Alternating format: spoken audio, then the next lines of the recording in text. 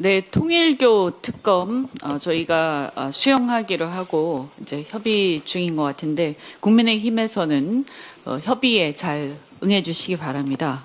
그런데 이게 통일교도 통일교지만 사실은 이 어떤 종교가 좋은 어떤 공동선에 기여를 해야 되는데 특정 종교, 몇몇 종교에서는 이런 혹세무민하는 행태들이 계속 벌어지고 있어서 굉장히 우려하고 있습니다. 그런 의미에서 통일교 특검을 할 때 통일교만 할 게 아니라 뭐 특정 종교를 언급해서 그렇습니다만 신천지를 포함해서 하는 것이 저는 바람직하다 이렇게 생각하고 그래서 제안하는 바입니다. 어제 본회의에서 내란 전담 재판부법이 통과가 됐습니다. 말씀드린 것처럼 이 내란 전담 재판부를 설치하는 것은 그 내용에 있어서 위헌 소지를 완전히 없애서 법적 안정성을 확보를 했고 또 내부의 개혁적인 법관들을 비롯해서 책임 있는 법조계 전반의 지지를 받을 수 있는 토대를 마련한 것입니다. 이 내용에 대해서 사실 법원에서 예규를 마련한 그 내용들하고 크게 차이가 없다 이렇게 평가하는 부분도 있습니다만 저는 매우 다르다. 무슨 얘기냐? 안에 내용도 내용이지만 국민들의 명령, 우리 민의를 반영하는 국회가 국민의 명령을 받들어서 이 내란 전담 재판, 내란의 재판이 일반 재판하고 얼마나 차원이 다른 매우 중차대한 헌법 질서를 바로 세우는 재판인가 하는 것을 선언하는 의미가 분명히 있고 그다음에 또 하나는 그동안 지기현 판사 내란 수계를 내란의 한복판에서 석방함으로써 이 수사를 굉장히 수사가 진행되는데 차질을 빚게 했던 지기현 판사에 대한 불신 그리고 또 그 지기현 판사에 대해서 김영을 사건을 배당을 해서 관련 사건이 다 상당 부분 그 재판부로 배당하게 한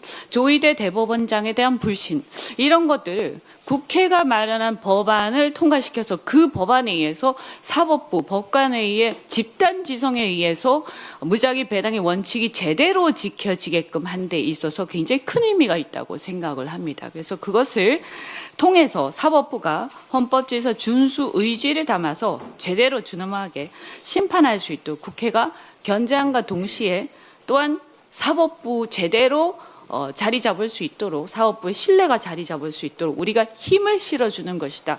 이렇게 인식을 해야 한다라고 생각을 합니다. 그런데 이 과정에서 지금 보면 국민의힘이 국정 운영의 발목을 잡는 2박 3일간의 막무가내 필리버스터를 진행 중에 있어서 상당히 걱정스럽습니다. 특히 주호영 부의장은 본회의 사회 거부와 국민의힘 장동익 대표의 장시간 필리버스터를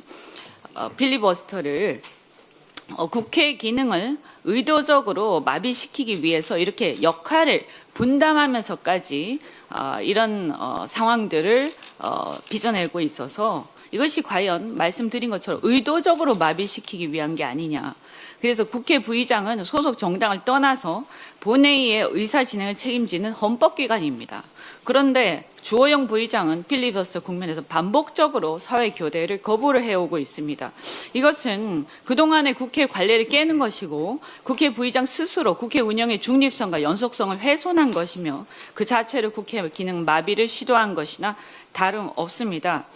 국회는 물론 여야를 막론하고 특정 개인이나 특정 정당, 특정 정파의 정치적 계산을 위한 무대가 되어서는 안 될 것입니다.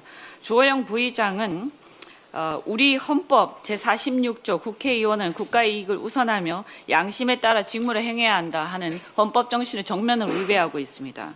주호영 부의장은 그리고 주호영 부의장과 국민의힘은 헌법과 법규에 따라 주어진 본인들의 책무를 되새겨서 국회를 마비시키는 무책임한 행태를 접고 내란 극복과 민생 회복을 위한 법안 통과에 조속히 협조해 주시기를 바랍니다.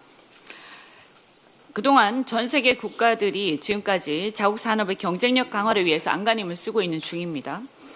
얼마 전에 탄소 배출 감축에 앞장서 온 EU가 2035년부터 내연 차량 판매를 전면 금지하겠다는 계획을 철회하고 신차 탄소 배출 목표 감축량을 낮춘 바 있고요. 이미 미국도 바이든 정부에서 자국산의 전기차와 부품 사용을 전제로 지원하겠다, 보조금을 주겠다라고 하는 IRA법을 통과를 시키고 트럼프 2기는 출범함과 동시에 내연차 중심으로 급선회하고 있습니다.